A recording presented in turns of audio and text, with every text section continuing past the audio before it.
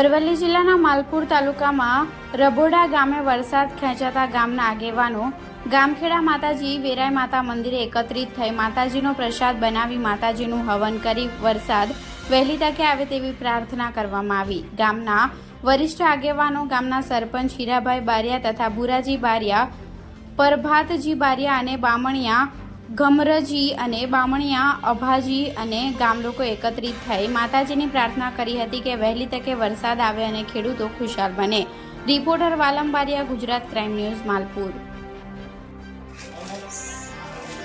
રંભોડા ગામે વેરાઈ માતાજીના મંદિરે ગામ આગેવાનો દ્વારા વરસાદ ખેંચાતો માતાજીને હવન ક્રિયા વિધિ કરી અને વરસાદ વહેલી તકે આવે અને ખેડૂતોને સારો લાભ થાય તેના માટે માતાજીના મંદિરે હવન કરી માતાજીને રીઝવવામાં આવ્યા।